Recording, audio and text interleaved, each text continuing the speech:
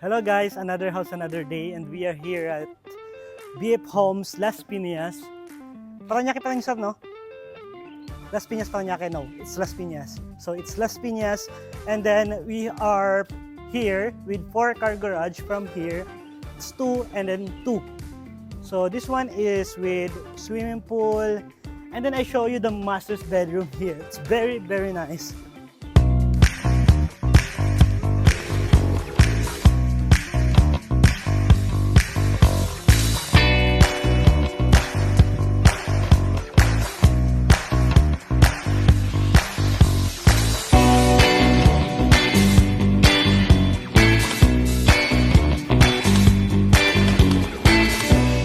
Ayan, this one is the very spacious living area and then dining area and very nice island table from your kitchen. So this one, very nice guys.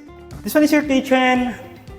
May access tayo dito sa may outside going to swimming pool or the parking. So yan, ang ganda ng finishing niya.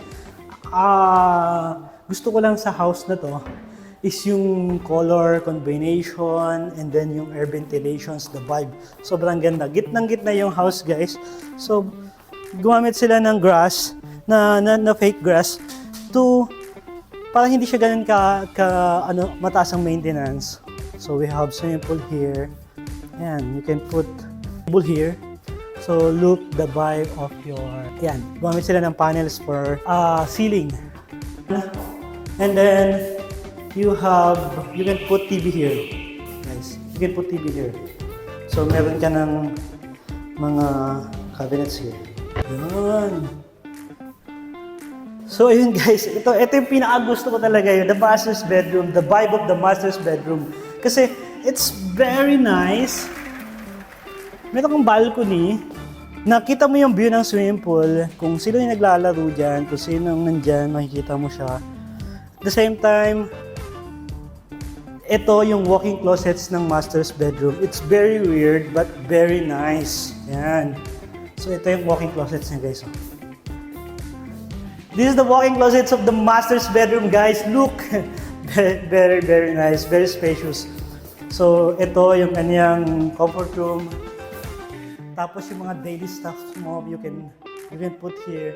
And then, dahil sinabi ko nga it's very weird, meron ang attic here to put a lot of things na hindi mo na ginagamit, yung hindi pang araw-araw. So this one is the attic. And then, guys, so I'm 5'7".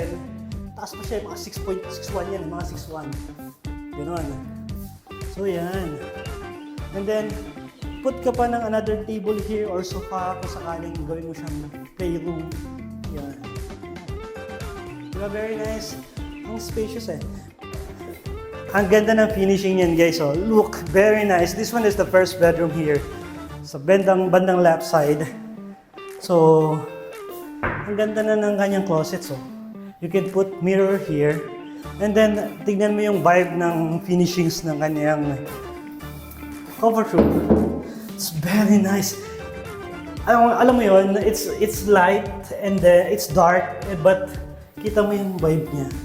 So, para siyang hotel. And then, ang nice din talaga ng kanyang terrace. Look. Diba?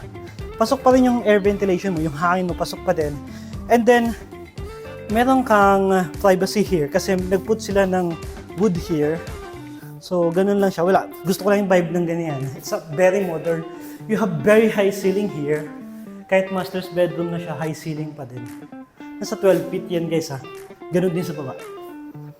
And then, this one is the second room. So, pang third room na to guys, from the ground. Ganun din yung vibe niya. Ang ganda ng ginamit niyang tiles here. It's like stone. Yan. It's like natural stone.